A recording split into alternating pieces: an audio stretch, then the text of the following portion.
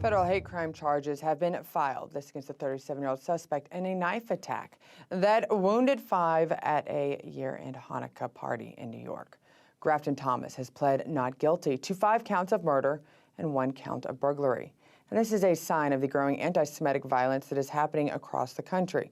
Now, you may remember in 2018, a gunman stormed the Tree of Life synagogue, killing 11 and injuring 6. And it was the largest attack in history, anti-Semitic attack.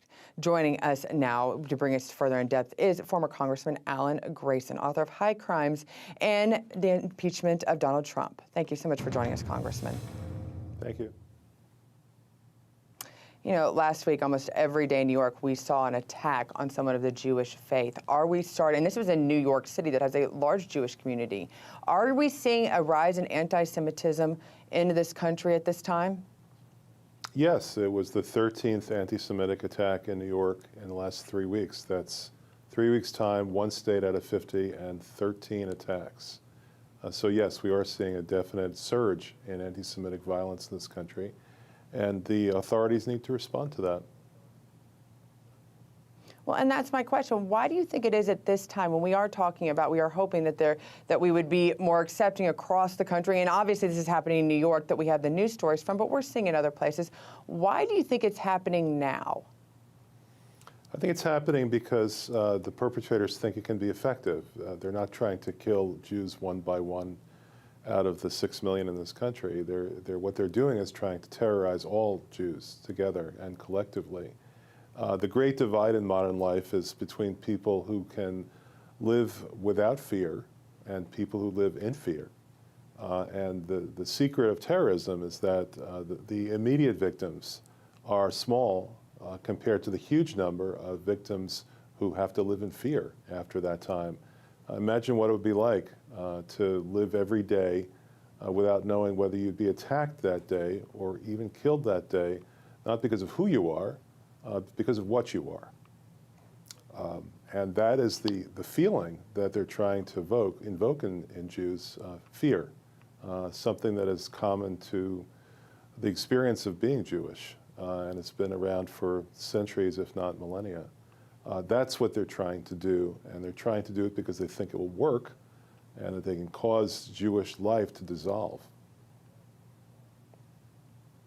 Well, and we're also hearing, and I've read reports that some Jewish groups are going underground. They're kind of obviously, like you said, they're living in fear, so they're hiding their faith. I know here in Nashville, as well as synagogues around the country, you've obviously seen stepped up in community. You've seen it step up in security for those issues. How is the Jewish community responding to this? And do you think that they could even respond even better in some of these areas, or are they doing exactly what should be expected of them? Well, during the Inquisition, of course, Marrano Jews visibly gave up their Judaism and pretended to be Christians in order to survive the Inquisition. But the answer is it's not up to only Jews to respond. The NATO Charter says an attack on one of us is an attack on all of us. And that's the way it should be now. If people are acting to perpetrate these attacks as part of a collectivity, if they're acting in cooperation with each other, then the FBI has to find out who the members are and try to stop these attacks before they actually occur. It seems unlikely to me that out of 13 attacks, 13 people just got it into their heads to act in an anti-Semitic fashion independently over the past 3 weeks in New York alone. It seems to me that there is some kind of likely organized effort here, and we should treat that the same way we treat any sort of organized criminal activity. The FBI should investigate, find out if there is such an effort being made, and then to try to deter it the same way we would deter activity by the mafia, which, if anything, is less criminal than what we're seeing right now against Jews. The mafia, to a large degree, operates in order to make money. These anti-Semitic attacks have no purpose other than the perpetuation of hatred. Right, and fear. So now that I have to look at the elected officials, and Alan, I honestly don't like making this issue political. I don't think Republicans or Democrats, when you do that, anything gets done, especially when we're dealing with people's lives.